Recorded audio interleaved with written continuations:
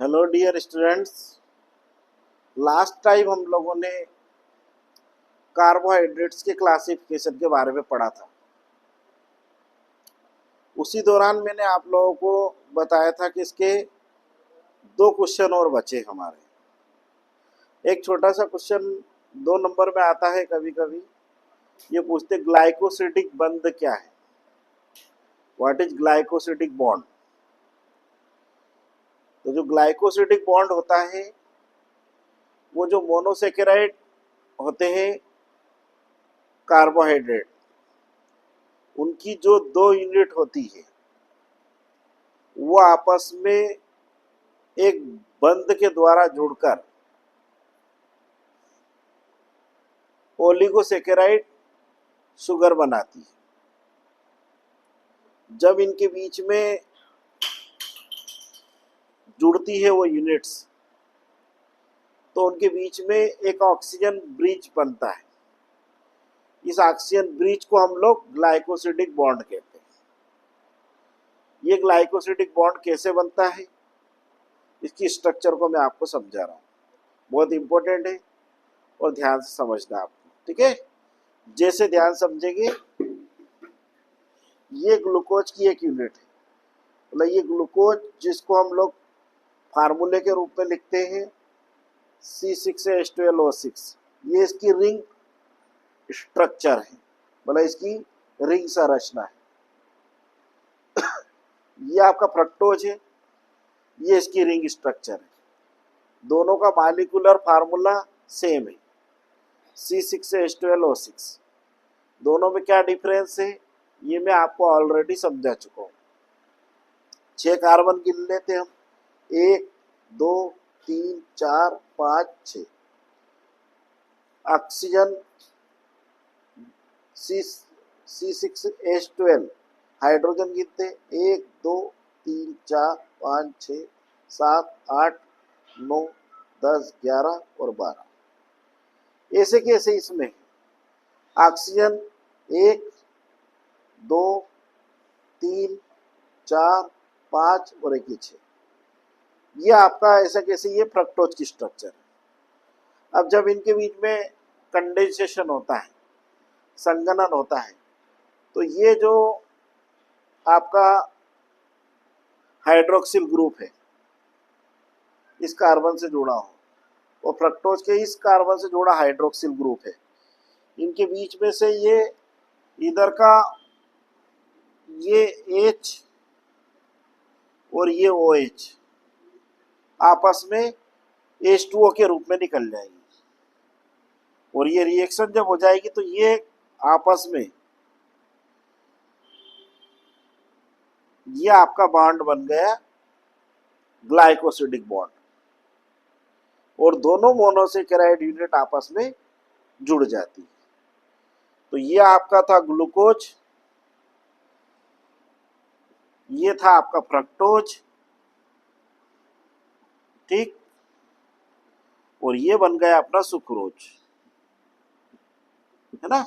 अब इसको रिएक्शन के रूप में अगर अपन लिखें C6H12O6 प्लस C6H12O6, है ना, रिएक्शन लिखेंगे तो बन जाएगा C12, है ना, H22O11। ये बन गया आपका सुक्रोज। ये था आपका ग्लूकोज, ये आपका फ्रक्टोज, प्लस ये वाटर का मॉलिक्यूल एलिमिनेट हो गया। इस प्रकार से हमारा ये ओलिगोसेकेराइड्स बनते हैं। अब ऐसे बॉन्ड बढ़ते जाएंगे, जितने बॉन्ड बनते जाएंगे उसके हिसाब से मोनोसेकेराइड यूनिट आपस में जुड़ती जाएगी। बट अपने को तो केवल इतना सा, अगर ये क्वेश्चन जैसे मैंने अभी आपको बताया ग्लाइकोसिडिक बॉन्ड क्या है, उसमें आपका ये इतना आप बना दोगे आपको फुल मार्क्स से मिल जाएंगे। 2 लाइन में अगर आपको लिखना पड़े तो ऐसा लिखना है कि जब 2 मोनोसेकेराइड इकाई आपस में जुड़ती है तो उनसे एक जल का अणु मुक्त हो जाता है, और एक दोनों मोनोसेकेराइड यूनिट एक ऑक्सीजन ब्रिज के द्वारा, एक ऑक्सीजन बंध के द्वारा जुड़ जाती है। उस बंध को, उस ब्रिज को ग्लाइकोसिडिक बंध या ग्लाइकोसिडिक लिंकेज कहते हैं। ठीक है, इंग्लिश में कैसे हो जाएगा? When two monosaccharide units join together, a water molecule eliminated and both the monosaccharide units linked together by a oxygen bridge. This oxygen bridge is known as glycosidic bond और glycosidic linkage. Okay, इस प्रकार से ये glycosidic bond. ये diagrammatically अगर आप इसको ऐसा रिएक्शन वाइज समझा दो तो और ही बढ़िया है। ठीक है ना, तो ये आपका कुछ घबराने की बात नहीं है, ऐसा कोई बहुत बड़ा रॉकेट साइंस नहीं है इसमें। ये ग्लूकोज जो है ना, ये इसका रिंग स्ट्रक्चर है और ये इसकी फ्रक्टोज की रिंग स्ट्रक्चर है, मतलब उसमें कार्बन और हाइड्रोजन को रिंग फॉर्म में अरेंज कर दिया उन्होंने। ठीक है ना, ऐसा है, जरूरी नहीं कि आप इसको इतना, मतलब ऐसा कोई लोड लेने की आवश्यकता है कि ये नई नई स्ट्रक्चर कहाँ से आ गई। ठीक है ना, तो ये बहुत इजी है। ये आपका ग्लाइकोसिडिक बॉन्ड वाला एक छोटा सा क्वेश्चन करते जा। अब और एक हमारा कार्बोहाइड्रेट में एक इंपॉर्टेंट क्वेश्चन और बचता है, वो है कार्बोहाइड्रेट के फंक्शंस, मतलब कार्बोहाइड्रेट के कार्य क्या है। ऐसा क्वेश्चन पूछेंगे आपसे, वो कार्बोहाइड्रेट के कार्य लिखिए। बहुत ही इंपॉर्टेंट क्वेश्चन है ये, 11th क्लास में इसको बहुत पूछा जाता है, स्पेशली अपने एमपी बोर्ड के पेपर्स में। तो कार्बोहाइड्रेट के जो कार्य हैं वो इतने कार्य हैं कि आप लिख लिख के थक जाओगे, पर चूंकि अपने को 3 नंबर 2 नंबर में अधिक से अधिक ये प्रश्न पूछेंगे हो, तो अपने को 3-4 कार्य भी याद हो जाए या अपन उनको समझ ले और उनको लिख दे तो अपना काम हो जाएगा। तो सबसे पहले हम बात करते हैं कार्बोहाइड्रेट के क्या कार्य हैं। तो कार्बोहाइड्रेट का सबसे पहला और सबसे महत्वपूर्ण जो कार्य है हमारी बॉडी के अंदर और दूसरे लिविंग ऑर्गेनिज्म के अंदर, वो मेन कार्य होता है इनका ऊर्जा प्रदान करना। तो सबसे पहला कार्य आप लिखेंगे, कार्बोहाइड्रेट्स ऊर्जा प्रदान करने का कार्य करते हैं। कार्बोहाइड्रेट्स प्रोवाइड एनर्जी, क्योंकि कार्बोहाइड्रेट का हमारी बॉडी के अंदर माइटोकॉन्ड्रिया के अंदर उनका कंप्लीट ऑक्सीडेशन होता है और ग्लूकोज का मॉलिक्यूल से एटीपी प्रोड्यूस होती है 38 एटीपी। एक चीज मैं आपको बहुत क्लियर कट बता देता हूं, आप कोई सा भी फूड मटेरियल खाओ, प्रोटीन्स खा लो, कार्बोहाइड्रेट्स खा लो, फैट्स खा लो, अल्टीमेटली ये सब कार्बोहाइड्रेट में ही चेंज होते हैं और उसी प्रोसेस से एनर्जी रिलीज होती, जिस प्रोसेस से जनरली सारे कार्बोहाइड्रेट हमारी बॉडी के अंदर एनर्जी प्रोवाइड करते हैं। उसका सबसे बड़ा मेन रीजन क्या है कि कार्बोहाइड्रेट्स जो होते हैं वो इजीली एक तो डाइजेस्ट हो जाते हैं और इनका इजीली ऑक्सीडेशन हो जाता है हमारी सेल्स के अंदर। इसलिए कार्बोहाइड्रेट, जब भी आप लोगों ने देखा होगा कोई व्यक्ति किसी सीरियस रोग की दशा में या कोई गंभीर चोट लगने पर या सिंपल कोई भी जनरल डिजीज में हॉस्पिटलाइज होता है, भर्ती होता है, तो उसे सबसे पहले डॉक्टर ग्लूकोज की ड्रिप चढ़ाते। तो भैया ग्लूकोज की ड्रिप क्यों चढ़ाई उसे? उसका कारण क्या है? सबसे पहले तो उस पेशेंट की बॉडी में एनर्जी लेवल को मेंटेन करना है। ना जाने उसने कब से एनर्जी फूड ना लिया हो, तो जब तक एनर्जी नहीं मिलेगी ऑर्गन सिस्टम्स काम नहीं करेंगे। तो इससे बात क्लियर हो गई कि कार्बोहाइड्रेट हमारी बॉडी के अंदर मेन एनर्जी प्रोवाइड करने वाले केमिकल फूड सब्सटेंसेस होते हैं। तो कार्बोहाइड्रेट का मुख्य कार्य क्या हो गया? ऊर्जा प्रदान करना।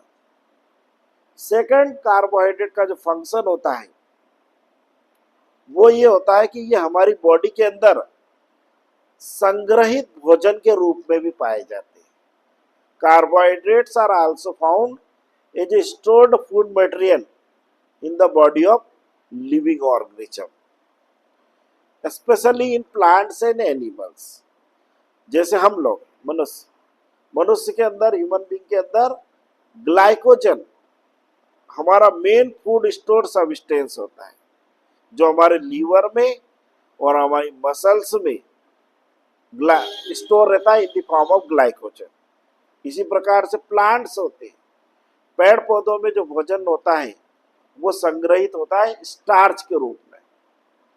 तो फूड स्टोर करके रखते हैं प्लांट स्टार्च के रूप में, और एनिमल्स की बॉडी में होता है स्टार्च ग्लाइकोजन के रूप में। तो सेकंड इंपॉर्टेंट फंक्शन क्या हो गया कि कार्बोहाइड्रेट्स संग्रहित भोज्य पदार्थ के रूप में कार्य करते हैं। Carbohydrate act as a reserve food material या stored food material in the body of living organism in the form of glycogen and starch. तीसरा फंक्शन, कार्बोहाइड्रेट्स संरचनात्मक घटक के रूप में पाए जाते हैं। Carbohydrate found as a structural component in the living organism. इसका सबसे क्लासिकल एग्जाम्पल है आपका सेल्यूलोज और काइटिन। सेल्यूलोज जो होता है वो प्लांट की जो सेल होती है उस सेल वाल का महत्वपूर्ण घटक होता है। Cellulose is a important component of plant cell wall. इसी प्रकार से जो काइटिन होती है, वो काइटिन जो रहता है पॉलीसेकेराइड, वो फंजाई की सेल वाल में, मतलब कवकों की कोशिका भित्ति में, इसके अलावा जो लोअर और हायर इनवर्टिब्रेट एनिमल्स होते हैं उनका जो एक्सोस्केलेटन होता है, उनका जो बाह्य कंकाल होता है, वो भी काइटिन का बना होता है। तो ये कार्बोहाइड्रेट का इंपॉर्टेंट काम क्या हो गया कि कार्बोहाइड्रेट संरचनात्मक घटक का के रूप में कार्य करते हैं। Act as a structural component in the living organism, for example cellulose and chitin. फिर उसके बाद कार्बोहाइड्रेट का और इंपॉर्टेंट कार्य क्या होता है? कार्बोहाइड्रेट जो रहते हैं, एक अब जो मैं पढ़ा रहा हूं ये वन वर्ड क्वेश्चन भी आता है। कार्बोहाइड्रेट, एक कार्बोहाइड्रेट होता है अगर जो हमें एक मेराइन एल्गी से प्राप्त होता है, मतलब समुद्री शैवाल से प्राप्त होता है, जिसको हम लोग जिलेडियम कार्टिलेजिनम कहते हैं। ये क्वेश्चन परीक्षा में पूछ भी सकते हैं। अगर किस शैवाल से प्राप्त होता है, अगर is obtained from which algae, तो इसका राइट आंसर होगा आपका जिलेडियम कार्टिलेजिनम। इस एल्गी से ये अगर ऑब्टेन्ड होता है, और इस अगर का उपयोग वैज्ञानिक अनुसंधान कार्यों में, इन साइंटिफिक रिसर्च वर्क, लेबोरेटरीज के अंदर जो साइंटिस्ट काम करते हैं वायरस के ऊपर, बैक्टीरिया के ऊपर, या ह्यूमन बॉडी की किसी सेल को कल्चर करते हैं, या प्लांट की बॉडी की किसी सेल को कल्चर करते हैं, तो कल्चर मीडियम के रूप में, संवर्धन माध्यम के रूप में अगर का उपयोग करते हैं। तो agar is used as a culture medium in scientific research labs and which is obtained from Gelidium cartilagineum. तो अगर भी एक कार्बोहाइड्रेट है जिसका उपयोग संवर्धन माध्यम के रूप में वैज्ञानिक अनुसंधान कार्यों में किया जाता है, साइंटिफिक रिसर्च वर्क। ये भी कार्बोहाइड्रेट का एक फंक्शन। इसी प्रकार से जो आपके विस्फोटक पदार्थ होते हैं, जो एक्सप्लोजिव सब्सटेंस होते हैं, जैसे ट्राई नाइट्रोटॉलुइन, गन पाउडर बोलते हैं इसको,